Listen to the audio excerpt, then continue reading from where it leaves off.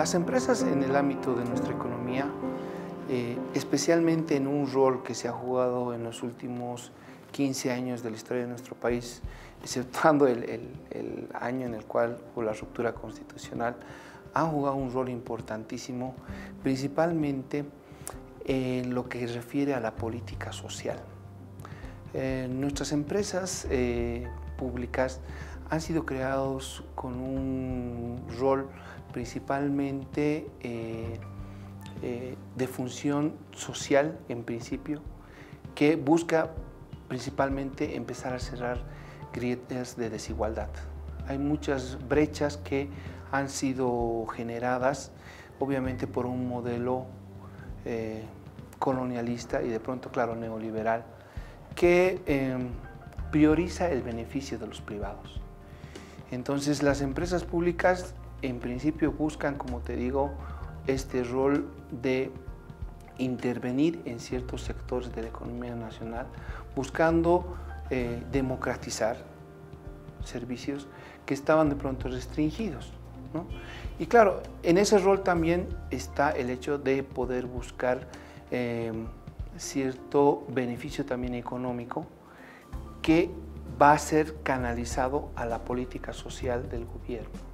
Entonces, es un rol obviamente dinamizador, en principio que rompe esquemas de desigualdad internalizados en las estructuras más duras, ¿no?, de la sociedad boliviana, pero también busca, a través de esta generación de recursos económicos, ser el principal canal de recursos para lo que es la política social en Bolivia.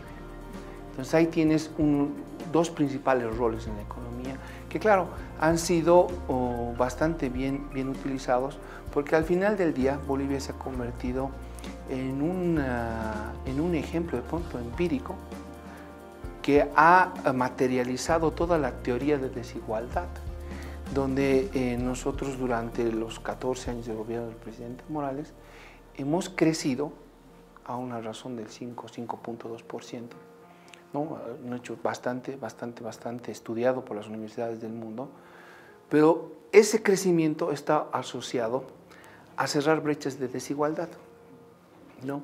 Hemos reducido prácticamente en 50-60% la cantidad de pobres que había en nuestro país. Evidentemente tenemos pobreza, no vamos a tapar el sol con un dedo, pero el descenso que ha tenido Bolivia mientras crecía su economía en respecto a la cantidad de pobres ha sido materia de estudio de las principales universidades del mundo, como te decía, y eso es básicamente porque es un hecho que ha marcado, ¿no?, el análisis económico, como te digo, en muchas universidades, y claro, las sociedades en el mundo han volteado la cara, si vale el término, a lo que está pasando en Bolivia, a lo que ha pasado en Bolivia, y cómo ahora el presidente Lucho Arce tiene desafío, ¿no?, este desafío de poder continuar un proceso económico principalmente que ha hecho que muchos bolivianos mejoren sus niveles de consumo y su calidad de vida.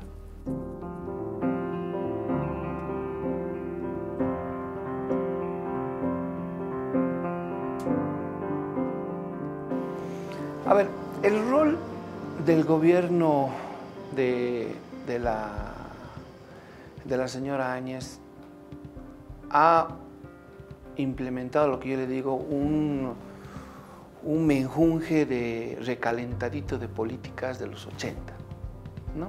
Entonces, ¿qué pasaba en los 80? Los 80 fueron caracterizados por un modelo pensado desde el FMI, teorizado desde la CEPAL, que propugnaba el efecto derrame. ¿Qué era el efecto derrame? Decían, bueno, las sociedades están estratificadas por sus niveles de ingreso. Hay obviamente una clase alta, una clase que ha logrado cooptar la mayoría de los ingresos de esta sociedad, y ellos, por un efecto histórico de sus antepasados, de cómo esas familias han logrado acumular recursos, ellos tienen las capacidades, ¿no?, ¿de qué? De generar desarrollo en una sociedad. Y a partir del desarrollo que se genere de esta cúpula, va a derramar, decía, ¿no?, desarrollo a la sociedad o a las clases sociales que estén más abajo. En la práctica lo que ha pasado es que este ejercicio de desarrollo, entre comillas, ha ensanchado las brechas de desigualdad entre ricos y pobres. Entonces, ha surgido un efecto contrario entre desarrollo e inclusión. Entonces, los países más desarrollados eran los más desiguales. El caso de Estados Unidos, por ejemplo. Un país con niveles de desarrollo impresionantes, pero seguramente uno se da una vuelta por Brooklyn o se da una vuelta por los barrios bajos, digamos, de Manhattan, va a ver que la pobreza es extrema, que la gente vive en la indigencia. Entonces,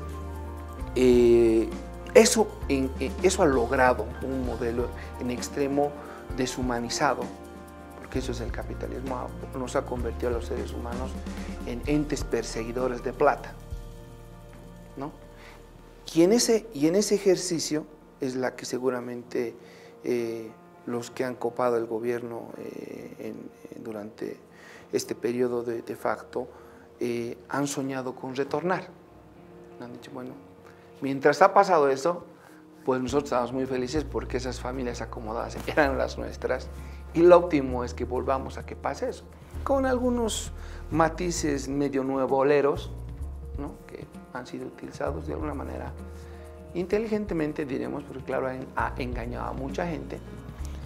Pero claro, buscan reposicionar estas políticas neoliberales dejando de lado algo, un modelo que había hecho que la sociedad boliviana saque a 3.5 millones de personas de la pobreza y hacer que el promedio de crecimiento haya sido 5.2%.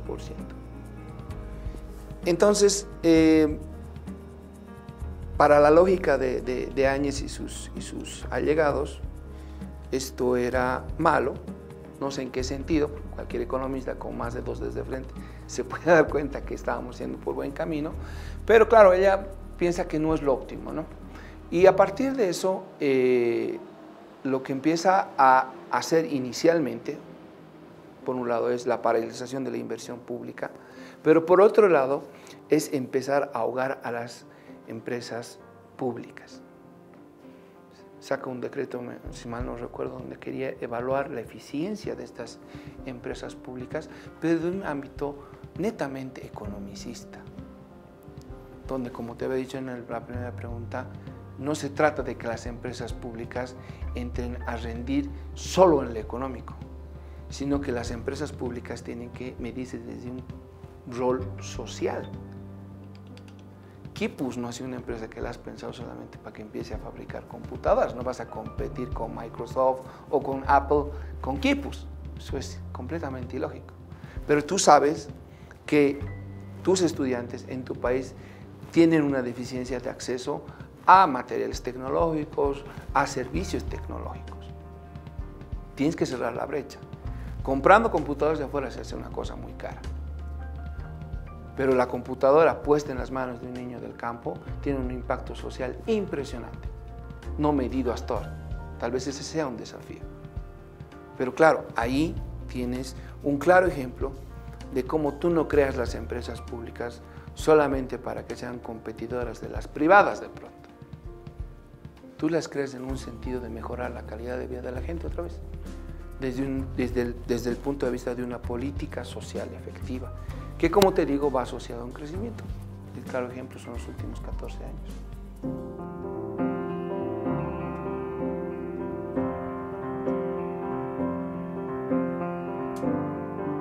Es triste tener que citar eso porque al final del día las empresas públicas son de todos los bolivianos. Son patrimonio mío y de mis hijos, en algún sentido. Y saber, por ejemplo, que en el caso de aerolíneas, el gobierno de facto define o decide dar ciertas preferencias para que la competencia privada sea la que cope el mercado, ¿no? Y que la empresa pública empiece a cancelar vuelos, brindar mal servicio. Entonces eso es premeditado. Entonces, ¿cuál era el fin de todas estas acciones? Obviamente, priorizar los intereses privados de una cúpula de poder, ¿no? Entonces, para eso yo tenía que hacer quebrar empresas públicas que estaban compitiendo con empresas privadas, y claro, eso tenía en la balanza al pueblo boliviano en un lado con sus empresas públicas, y al otro lado tenías los intereses de la cúpula de privados. Entonces, haz de cuenta que aquí el gobierno tiene pues las pesitas, ¿no? No sé si cuando vas al mercado te ponen unas pesitas contra lo que estás cobrando, ¿no? O sea, así tenía en las manos el gobierno para decidir en dónde poner estas pesas y que la balanza se incline. Entonces, en definitiva, lo que hace Áñez es poner estas pesitas del lado del gobierno, del lado de los intereses privados, y claro, sean estos que capturen el mercado, ¿no? Eso es un ejercicio, ¿no? Mercado.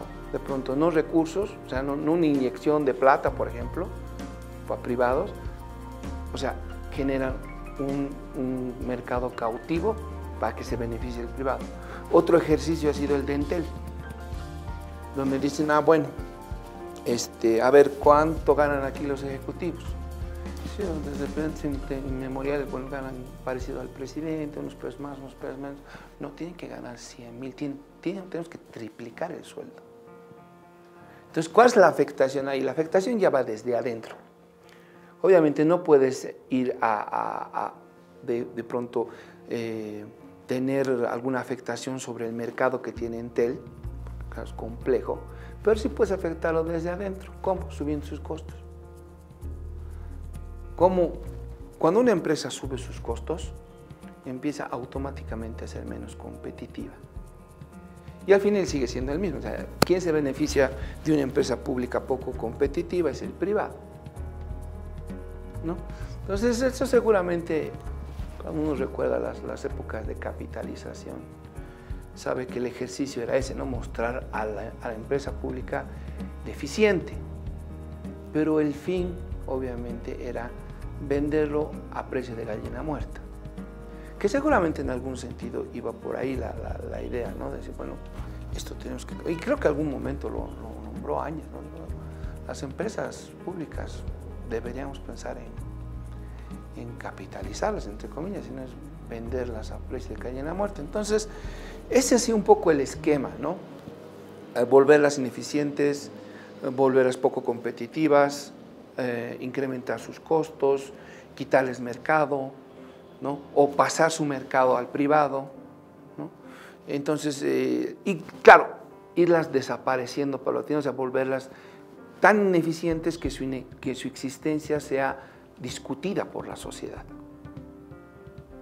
Y bueno, en algún momento seguramente venderlas o de pronto hacerlas desaparecer. Lo que pasó en el momento también de privatización que todos conocemos, ¿no?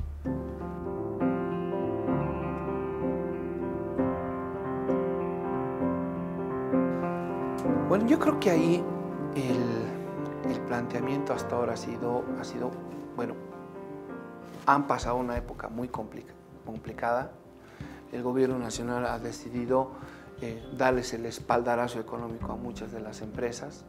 Bueno, a ver cómo podemos ayudarles, no solamente con plata, de pronto a ver, veamos qué mercados les han quitado, cómo recuperamos esos mercados, o de pronto a ver, haremos un plan empresarial, veremos cómo están manejando sus costos, veremos de rebajar algunos costos, mejorar sus costos. Bueno, hay una infinidad de estrategias en cada empresa que está buscando volverla más eficiente. Eso es cierto y bueno, ya ha sido, digamos, de conocimiento de todos de que las empresas en este último tiempo han incrementado sus ingresos en un 71%.